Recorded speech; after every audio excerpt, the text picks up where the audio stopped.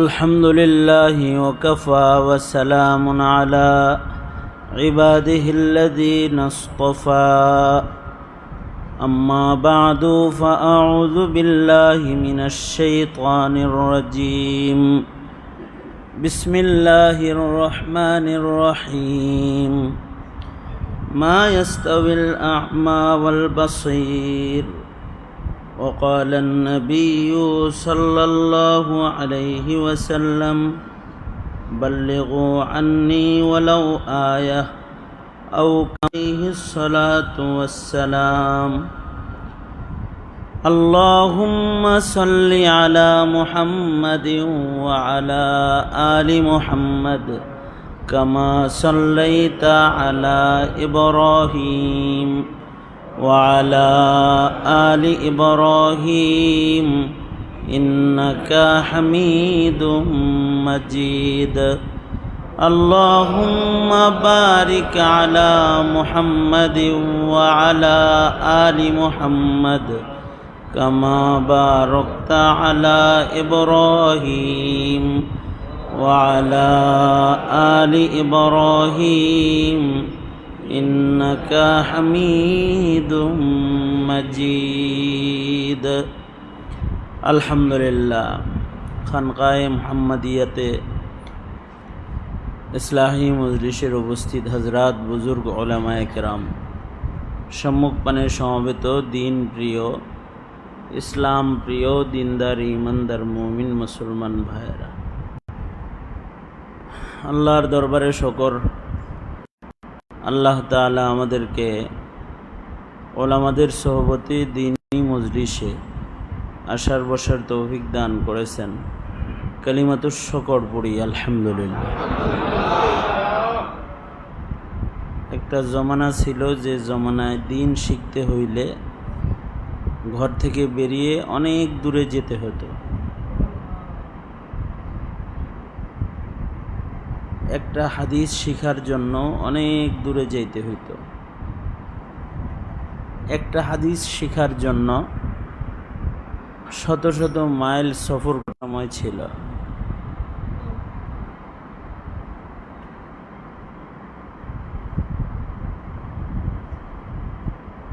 উস্তাদ যেখানে থাকতো ছাত্ররা সেখানে যেত।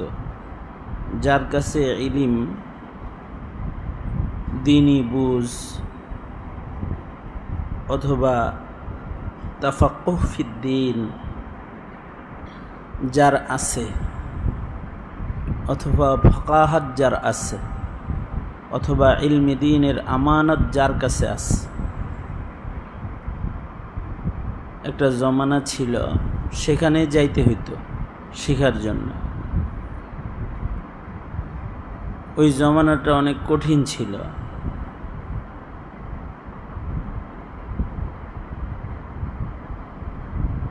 কঠিন হইলেও মানুষের কাছে দ্বীনি কথার কদর ছিল, দ্বীনি কথার কিমত ছিল, দাম ছিল।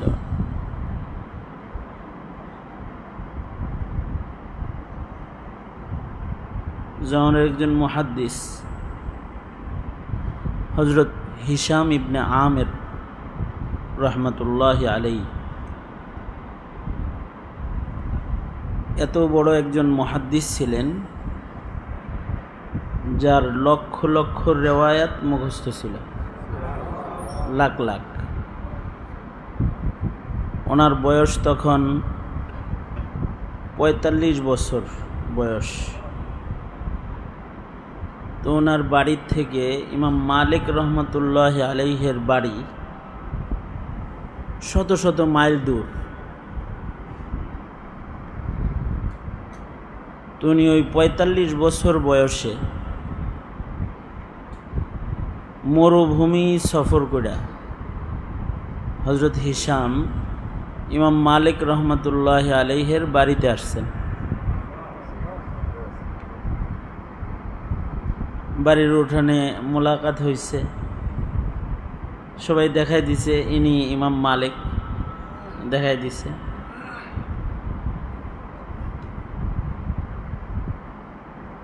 শত শত মাইল সফর করে আসছেন। মরুভূমিতে সফর করে আসছেন। বয়স কত? কম বয়স? হ্যাঁ, বয়স তো অনেক। আসছেন, আসার পরে হযরত ইমাম মালিকের সাথে যখন দেখা হয়েছে, দেখা হওয়ার পরেই বলতেছেন যে আমি লম্বা সফর করে আসছি, আমাকে আপনি একটা হাদিস শোনায় আপনার ছাত্র বানায়া দেন, একটা হাদিস আমারে শোনায়া দেন।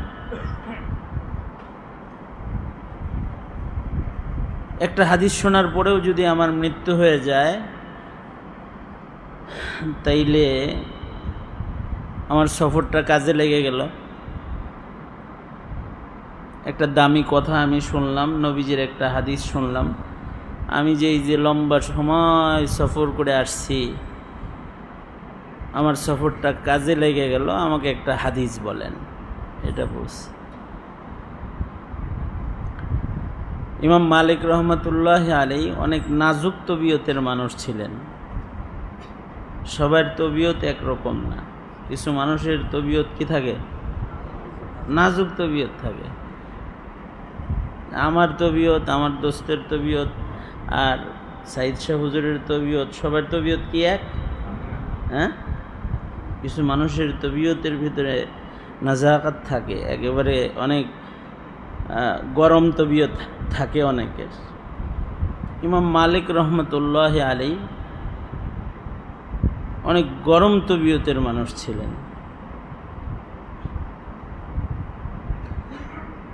ওনার কাছে যেখানে সেখানে কেউ যদি বলতো হুজুর এই মাসালাটা কোন, তো উনি রাগ হয়ে যেতেন। কেউ যদি যেখানে সেখানে বলতো যে আমাকে একটা হাদিস শোনান, তো উনি গরম হয়ে যেতেন।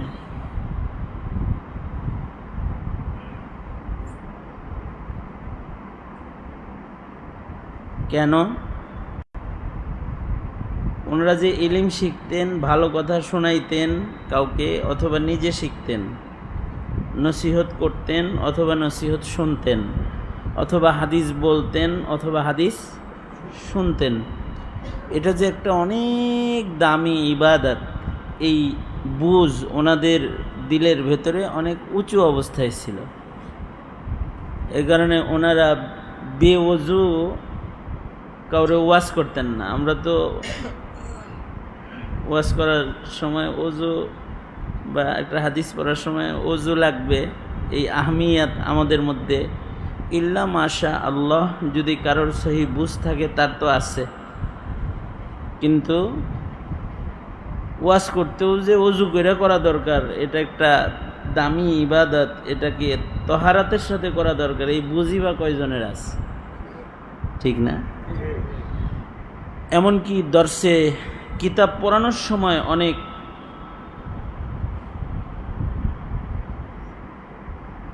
অনেক মুদাররিস আছে, সে মনে করে যে আমি তো ইলমুস সরফ পড়ামো, নাহবিমির পড়ামো, অথবা তালিমুল ইসলাম পড়ামো, এটা পড়াইতে পারো, ওযু লাগবো নাকি? এরকম আদবের কমি আমাদের ভেতরে এখন। একটা জমানা ছিল ওযু ছাড়া কেউ কাউরে পড়াইতেও না, ওযু ছাড়া কোনো হাদিস মাসআলা কেউ লিখতেও না। যেমন ইমাম বুখারী রহমতুল্লাহ আলাইহি প্রত্যেকটা হাদিস লেখার আগে গোসল করছেন, নামাজ পড়ছেন, পবিত্র হইছেন, দোয়া করছেন, তারপরে লিখছেন। কত গুরুত্ব! কেউ ইলম শিখবে, সে যেখানে সেখানে শিখবে, যেমনে সেমনে শিখবে, এটাও পছন্দ ছিল না ওনাদের। তুমি যদি ইলমের তালেবই হয়ে থাকো, তাহলে তালেবের সুরতে আসো, তালেবের কাইফিয়াতে আসো, আহমিয়াতের সাথে আইসা আহমিয়াতের সাথে তুমি আগ্রহ সহ বসো, তারপরে তুমি ইলমের জন্য তলব প্রকাশ করো, তারপরে ইলম তোমাকে দিব, তুমি এটা গ্রহণ করো। দামি জিনিস, যেমনি সেমনি দেওয়া যায়। তো ইমাম মালিক রহমতুল্লাহ আলাইহি এরকম নাজুক তবিয়তের ছিলেন। যেমন আমাদেরকে অনেক সময় রাস্তায় অনেক সময় অনেকে ধৈর্য বলে যে হুজুর একটা নসিহত করেন, ছোট করে একটা নসিহত করে দেন। রাস্তায় ধৈর্য করতেছে, ছোট করে একটা নসিহত করে দেন। ইমাম মালিক যদি হইতো তাহলে দুর্রা মারত। আমরা চোখ গরম করারও কোনো সুযোগ নাই, এমন এক জমানা আসছে এটাও বলার সুযোগ নাই। এই এমনি নসিহত শোনে, তো এমনি নসিহত শোনে এই কথা কইতে বলবে কি, তো নসিহত শুনতে সামিয়ানা টানানো লাগে না, 50,000 টাকার বান্ডিল লাগে না, নসিহত শুনতে এটা লাগে না, মাইক লাগে না, এগুলো বলা শুরু করবে, ঠিক না? কিন্তু ইমাম মালিক রহমতুল্লাহ আলাইহি ওনারে যখন বলছে যে আমাকে একটা হাদিস বলেন, আমি শুনি, আপনার ছাত্র হই, উনি এই পরিমাণ গরম হয়ে গেছেন যে উনি ওনার খাদেমকে বলছেন দুর্রা আনো, দুর্রা, চাবুক। দুর্রা মানে কি? চাবুক। চাবুক লাগাও, পিটাও, দাঁড়াও, ওইদিকে ফিরে দাঁড়াও, ওর পিছনে চাবুক লাগাও। ও নবীর হাদিস শুনতে আসছে, নবীর হাদিস শিখতে আসছে, এর আদবিও জানে না, ওকে আগে পিটাও, পিটি দাও। তো খাদেমে ইমাম মালিকের হুকুমে এই হজরত হিশামের পিঠের উপরে চাবুক মারা, দুর্রা মারা শুরু করছে। কয়টা দুর্রা মারছে? 17টা দুর্রা মেরে ফেলছে। এতক্ষণ পর্যন্ত তো সহ্য হয়েছে, 17টা দুর্রা মারছে, এতক্ষণ সহ্য হয়েছে। যখন দুর্রা 17টা কমপ্লিট হয়ে গেছে, তখন হজরত হিশাম চিৎকার করে কান্না শুরু করছেন, চিল্লায় কান্না শুরু করছেন। ইমাম মালিকের দিলেও রহম আসছে। উনি ওকে বললেন, তোমার কষ্ট হইতেছে না? কয়, জি আমার তো কষ্ট হইতেছে, আমি তো অনেক দূর থেকে আপনার ছাত্র হওয়ার জন্য আসছি। আমার বাবা আমার ভিটা বাড়ি বিক্রি কইরা আপনার কাছ থেকে হাদিস শিখা আপনার ছাত্র হওয়ার জন্য, আমার ভিটা বিক্রি কইরা আপনার শাগরেদ হওয়ার জন্য টাকা দিয়ে আমাকে ঘর থেকে, বাড়ির থেকে বের করে দিছে। আমার তো ভিটা বাড়িও নাই, আপনার কাছ থেকে একটু ইলিম শেখার জন্য, হাদিস শেখার জন্য ভিটা বাড়ি আমার বাপ বেচা ফেলাইছে, আমের বিক্রি করছে। বিক্রি করে তারপরে আমি ছেলেকে আপনার শাগরেদ বানানোর জন্য আপনার কাছে পাঠাইছে। ইমাম মালিক রহমতুল্লাহ আলাইহির সামনে দাঁড়ায়া এই হজরত হিশাম যেদিন পিটনি খাইতেছেন, দুর্রা খাইতেছেন, কতগুলো দুর্রা খাইছেন? কি অপরাধে দুর্রা খাইছেন? হ্যাঁ, কি? যেখানে সেখানে হাদিস শিখতে চাইলা কেন? এই কারণে। কি জন্য? আচ্ছা, ওনার কি তলবের কোনো অভাব আছে? তো ওনার ইলমের তলবের অভাব আছে? শুধু জায়গা মতো তুমি বসলা না কেন ইলিম শেখার জন্য? আমার দর্শে না যায় তো রাস্তার ভেতরে আমার কাছে ইলিম শিখতে চাও কেন? বাস এইটাই তার অপরাধ। এই অপরাধে দুর্রা খাইছে কতগুলো। কিন্তু ওই সময়ও ওনার এই হজরত হিশামের কত হাদিস মুখস্থ ওই সময় ওনার রেওয়ায়াত সহ 80,000 হাদিস সনদ ওনার মুখস্থ। কত সনদ মুখস্থ? 80,000 হাদিস ওনার শুধু মুখস্থ, লিখিত না। হজরত হিশামের 80,000 হাদিস সনদ সহ রেওয়ায়াত ওনার মুখস্থ। বয়স হইল 45, পিটনি খাইতেছেন কার হাতের? ইমাম মালিকের হুকুমে তার খাদেমের হাতের দুর্রার বাড়ি খাইতেছেন। উনি বললেন, আমার বাবা আমার সব বিক্রি করে তারপরে আপনার কাছে ইলম শেখার জন্য আপনার কাছে আমারে পাঠাইছে। আমি বহু দূর থেকে সফর করে এসেছি, এজন্য আমার কষ্ট হইতেছে, কিন্তু উস্তাদের মেজাজ আমি বুঝি নাই, এ অপরাধে কষ্ট হইতেছে। হজরত ইমাম মালিক এতই খুশি হইলেন, সাথে সাথে ওকে নিয়া অজু করায়া দর্শে বসে গেলেন, আমনা সামনা বসে গেলেন। আর ইমাম মালিকের নিয়ম ছিল, ছাত্ররা হাদিস পড়তো, ইমাম মালিক শুনতেন। 17টা চাবুকের আঘাত করেছেন, এই কারণে হজরত হিশামকে কোনো কিতাব দিয়ে হাদিস পড়তে না বলে ইমাম মালিক নিজে বড় আদব আজমত ও চোখের পানি লইয়া উনি বলতে আরম্ভ করলেন, ক্বালা রাসূলুল্লাহি সাল্লাল্লাহু আলাইহি ওয়াসাল্লাম, ক্বালা রাসূলুল্লাহি সাল্লাল্লাহু আলাইহি ওয়াসাল্লাম। নবীজির হাদিস নিজের সনদে ইমাম মালিক সরাসরি নিজে পড়ে 17টা চাবুকের বাড়ির বদলায় নগদ 17টা হাদিস ওনাকে বসে পড়ায়া দিলেন। যে চাবুকের বাড়ি মারছে 17টার জন্য গয়না গয়না 17টা রেওয়ায়াত ওনাকে সামনে বসে পড়াইলেন।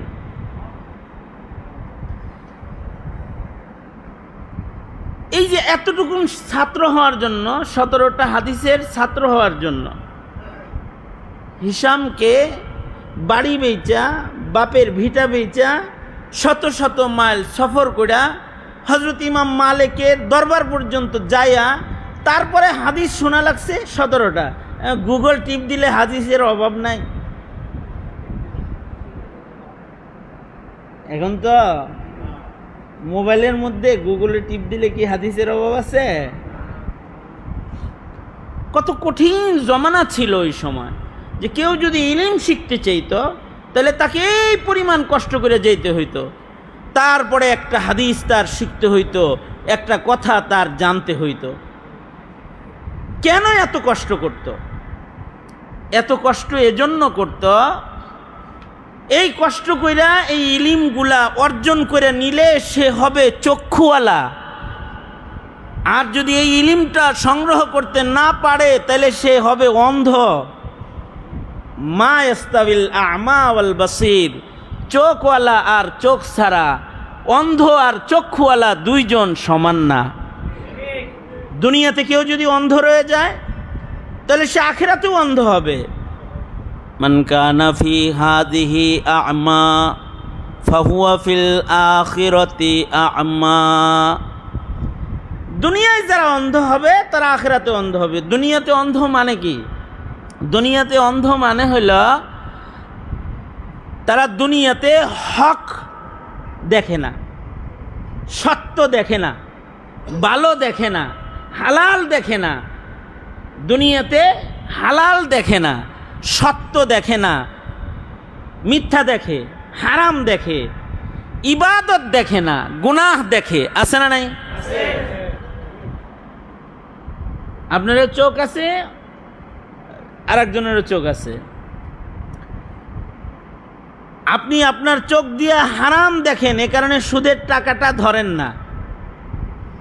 আর ও চোখ দিয়ে হারাম দেখে না দেখা ঘুষের টাকা, সুদের টাকা দিয়া ব্যাংক ভরে। তার মানে ও কি? অন্ধ। ও হারাম দেখে না, হালালও দেখে না, জায়েজও দেখে না, নাজায়েজও দেখে না। যারা দুনিয়াতে এরকম জায়েজ নাজায়েজ দেখার ব্যাপারে অযোগ্য হবে, আল্লাহ বলেন ফাহুয়া ফিল আখিরাতি আ'মা, তারা হাসরের মাঠেও অন্ধ হবে। হাসরের মাঠে তারা জান্নাতের পথ, নাজাতের পথ তারা দেখবে না। হাসরের মাঠে তারা পথ চলতে গিয়ে দোজখে বেড়ে যাবে। জান্নাতের রাস্তা তারা পার হতে পারবে না, দেখবে না। মান কানা ফি হাযিহি আ'মা ফাহুয়া ফিল আখিরাতি আ'মা। এই দুনিয়ার মাটিতে কেউ যদি নিজের এই অন্ধত্বকে দূর করতে চায় তাহলে তাকে লাগবে দ্বীনি বুঝ, দ্বীনি ইলিম, সহি সমাজ। সহি সমাজ, যতক্ষণ পর্যন্ত সহি সমাজ হাসিল না হবে ততক্ষণ পর্যন্ত অন্ধত্ব দূর হবে না। নামের শুরুতে মুহাম্মদ থাকবে, কিন্তু মুহাম্মাদুর রাসূলুল্লাহ সাল্লাল্লাহু আলাইহি সাল্লামের তরিকা দেখতে পাবে না।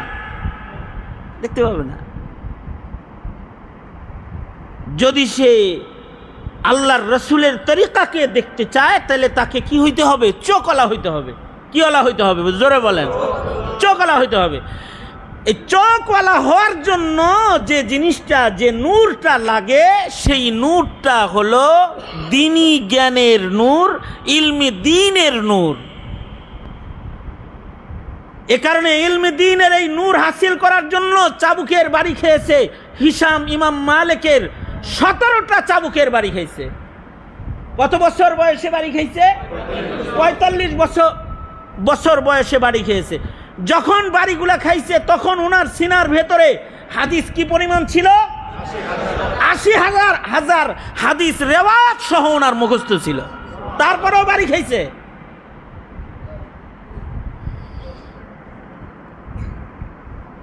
ওই যে আপনাদের প্রশ্ন থাকতে পারে যে তানভীর ভাই দাওয়াত দিলেই আহে, আমি যে কিনলে গে আসি। তানভীর আপনাদেরকে একটা হাদিস শোনানোর জন্য যে পরিমাণ পয়সা ব্যয় করে, ও তো হযরত হিশামের মতো ইলম শিখার জন্য, ইলম শিখানোর জন্য কুরবানি দেওয়া জানে। এই ছোট্ট একটা মজলিসে কতগুলো আলেমকে দাওয়াত দিয়ে আনছে। পয়সা লাগে না এই দাওয়াত দিতে?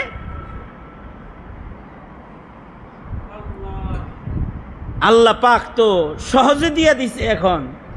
এখন আর ওইভাবে মরুপ্রান্তর সফর করে গিয়ে হাদিস শোনা লাগে না। হাবিবুল্লাহ মাহমুদ কাসিমি এখানে বসে বসে 1 ঘন্টার বেশি হাদিস আর কোরআনের বয়ান শোনাইছে। বসে বসে শুনছেন আর ওয়াহ ওয়াহ করছেন। ওয়াহ ওয়াহ করলেই আশিক রাসূল না? হ্যাঁ, নবীর নাম লইছে, সাহাবীদের নাম লইছে, আহ ই আহ এগুলো করছেন, আশিক রাসূল হয়ে গেছেন। তো তাতেই আমরা আশিক রাসূল। তো অনেকে তো তাই মনে করে। এইরকম যারা মনে করে তারা ইশকের বয়ান শুনে, ফজিলতের বয়ান শুনে আহ করে, কিন্তু আমলি জিন্দেগি তারা জীবনের শেষ মুহূর্ত পর্যন্ত ধরার সুযোগ পায় না। কারণ ওরা আহকেই সত্যিকারের ইশকে নবী অথবা ইমানদারি অথবা আল্লাহ পাকের মোহাব্বত মনে করে। আহ করবে, একটু চোখের পানি ফেলবো, আহ করবে, একটু হয়ে গেল। আহ করলে পরেই যদি আশিকে রসুল হওয়া যেত, অথবা রক্ত দিলেও যদি আশিকে রসুল হওয়া যেত, আল্লাহর রসুলের হুকুম না মাইনা, তাইলে সবচেয়ে আহ করনেওয়ালা আশিকে রসুল 1 নম্বর ছিলেন হুজুরের চাচা হযরত আবু তালেব, খাজা আবু তালেব। ওনার চাইতে বড় আশিকে রসুল হয় না। খাজা আবু তালেব কি ছোটখাটো আশিকে রসুল? মক্কাতে যখন আল্লাহর রসুল কালিমার দাওয়াত দিছেন, তখন চাচা আবু তালিব বলেছে, আমি বাঁচা থাকতে মুহাম্মাদের গায়ের একটা পশমের গোড়া পর্যন্ত কেউ যেতে পারবি না, তোরা আরবের কেউ।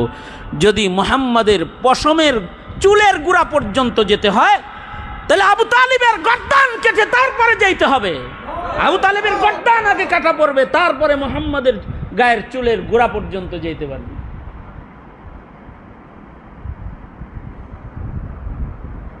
নিজের জিন্দিগিটাই তো ফেদা করছেন রসুলের জন্যে, কিন্তু আল্লাহর হুকুম মানে না।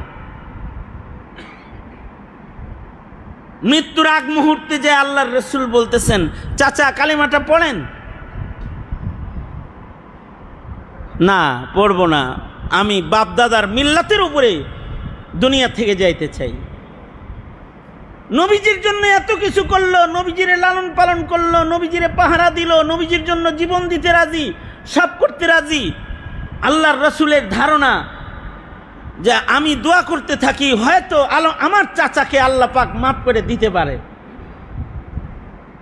নবীজি দোয়া জারি রাখলেন, দোয়া করতে লাগলেন, আল্লাহ আমারে পাহারা দিছে, আমার জন্য জীবন উৎসর্গকারী একজন মানুষ আমার চাচা মাফ করে দেন।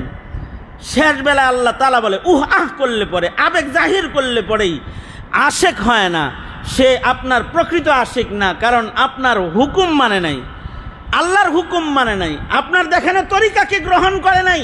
সাবধান, কোন মুশরিকের জন্য আর আপনি দোয়া করবেন না আমার কাছে। কোরআনে কারীমের আয়াত নাজিল করে আল্লাহ পাক হুমকি দিয়ে দিছেন। এ কারণে এই ইসলাহি মজলিস আহের মজলিস না। এটা হলো নিজের জিন্দেগির আমলকে পরিবর্তন করার মজলিস। না, যাদের নামাজের পাবন্দি নাই তারা নামাজের পাবন্দিওয়ালা হইতে হবে। যাদের তাকবীরে উলার পাবন্দি নাই তাদের তাকবীরে উলার পাবন্দিওয়ালা হইতে হবে। যাদের সুন্নতের পাবন্দি নাই তাদের সুন্নতওয়ালা হইতে হবে। খালি করলে কাজ হবে না।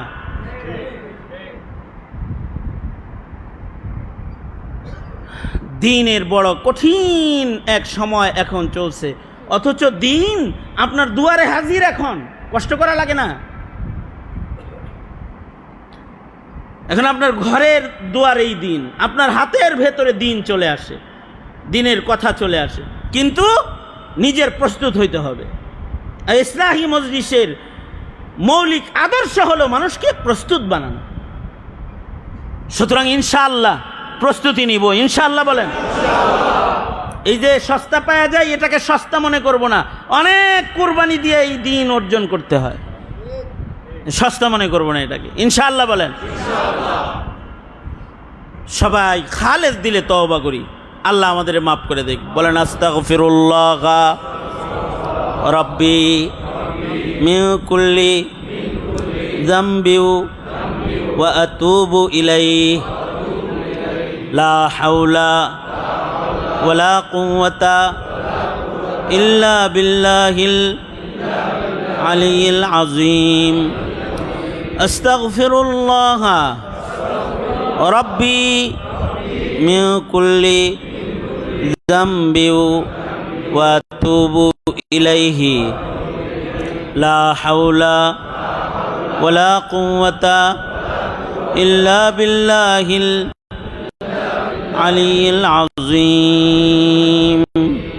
ইয়া আল্লাহ, আমি তওবা করিতেছি জানা অজানা ছোট বড় সকল গুনাহ হইতে। ইয়া আল্লাহ, আমার গুনাহ মাফ করেন। ইয়া আল্লাহ, ওয়াদা করিতেছি শরীয়তে ইসলাম যা আদেশ করে পালন করিব, নিষেধ করে বিরত থাকিব। ইয়া আল্লাহ, তৌফিক দান করেন। ইয়া আল্লাহ, আমি দাখিল হইতেছি চিশতিয়ায়ে, সাবরিয়ায়ে, নকশবন্দিয়ায়ে, মুজাদ্দিদিয়ায়ে, সাহরওয়ারদিয়া। ইয়া আল্লাহ, চার তরিকার বুজুর্গদের ফয়েজ আমাকে নসিব করেন। ইয়া আল্লাহ, লজ্জতে ইবাদত নসিব করেন, দিলের মধ্যে ঘৃণা দান করেন। ইয়া আল্লাহ, আমাদের তওবা কবুল করেন। আলহামদুলিল্লাহি রাব্বিল আলামিন, والصلاة والسلام على سيد الأنبياء والمرسلين محمد وعلى آله وأصحابه أجمعين। ফেলিয়ে না দিও রে মৌলা, ফেলিয়ে না দিও, গুনাহ যত করেছি আমরা ক্ষমা তুমি করিও। বান্দা আছে বন্দেগি নাই, শেষ করেছি জিন্দেগি, আখিরাতের বিচার দিনে এ পাপীদের উপায় কি? রহমান রহিম নামে নিয়েছি আল্লাহ তোমায় মানিয়া, কেমন করে আমাদের তুমি জাহান্নামে ফেলিবা? মাফ করে দাও আল্লাহ, মাফ করে দাও আল্লাহ, মাফ করে দাও, গুনাহ আমরা ক্ষমা তুমি দাও। রব্বুল আলামিন মাসিক ইসলাহি মজলিসে যোগ্য মুহাক্কিক উলামা হযরতরা আগমন করেছে। যোগ্য যোগ্য নায়েবে নবীদের কথা তোমার গোলামেরা শুনেছে। সবার শেষে ইয়া আল্লাহ নাচিজ বসে বসে আকাবিরদের কিছু মুজাকারা করেছে। তোমার বান্দারা বড় আগ্রহ আবেগ ভরে এ মজলিসে হাজিরা দেয় দিন বুঝার জন্য, দিন শিখার জন্য। রব্বুল আলামিন এ কোরবানির বদৌলতে দিনের উপরে চলার শক্তি তুমি সবাইকে দান করো আল্লাহ। ইয়া আল্লাহ, জুমারাতের তোফাইলে আমাদের জিন্দেগির সব গুনাহ তুমি মাফ করে দাও আল্লাহ। আমাদের তওবাকে কবুল মঞ্জুর করে নাও আল্লাহ। ইয়া আল্লাহ, তানভীর সিদ্দিক মঞ্জুর করে নাও। রব্বুল আলামিন খানকাকে ইয়া আল্লাহ ওসি করে দাও। খানকার ফয়েজকে তুমি আম করে দাও আল্লাহ। ইয়া আল্লাহ, সামনে উমরার সফর আছে, মৌলানার সফর কবুল মঞ্জুর করো, সহজ করে দাও। রব্বুল আলামিন যত মুরব্বীরা কদম রেখেছে সকলকে নেক হায়াত বাড়ায়া দাও। ইয়া আল্লাহ, আমরা যারা এখানে হাজির, কার কি জরুরত সব তুমি জানো আল্লাহ। রব্বুল আলামিন মেহেরবানি করে সবার মনের নেক আশাগুলো কবুল মঞ্জুর করে নাও আল্লাহ। ইয়া আল্লাহ, বুড়াদের হযরত আবু বকর বানায়া দাও, যুবকদেরকে খালেদ বিন ওয়ালিদের মতন বানায়া দাও। পর্দার আড়ালের মা বোনদের হযরত ফাতেমা, হযরত খাদিজা, হযরত আয়েশা সিদ্দিকা রাদিয়াল্লাহু আনহুম।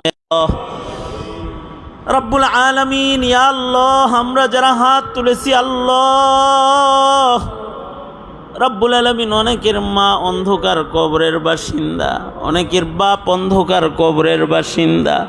নিজের হাতে নিজের বাবাকে অনেকে কবরে রাখছে, কাফন সরায়া নিজের বাবারে শেষ দেখা দেখেছে।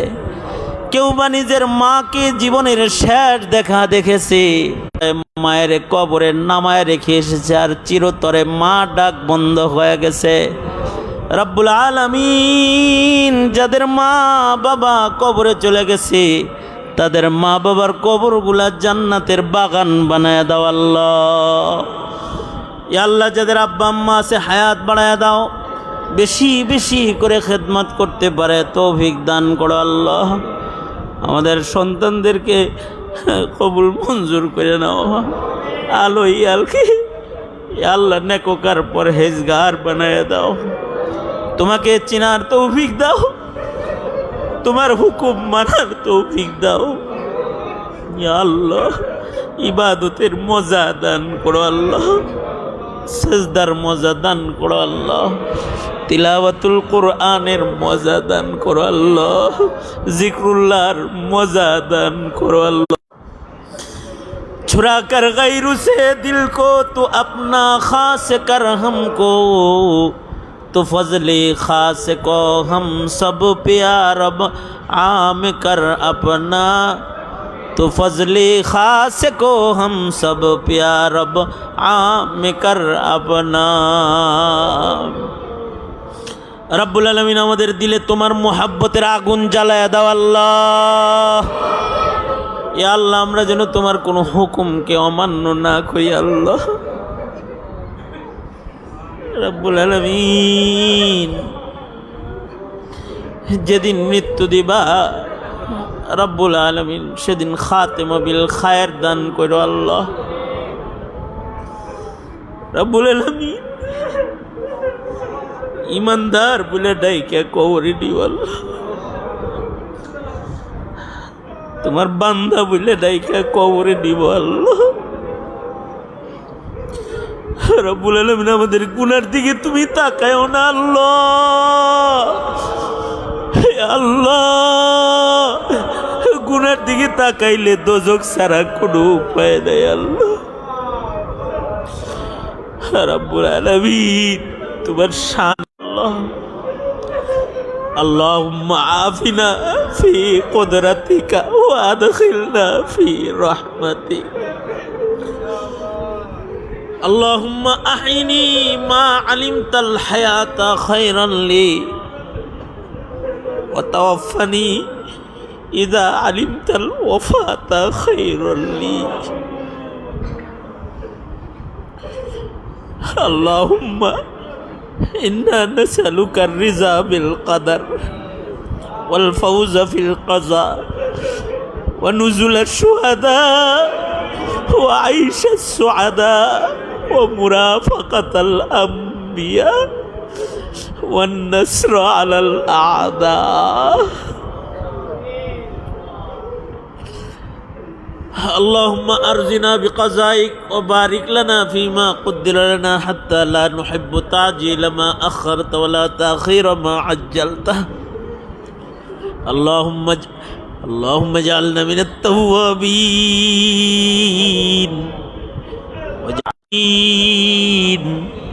وجعلنا من عبادك الصالحين الغر المحجلين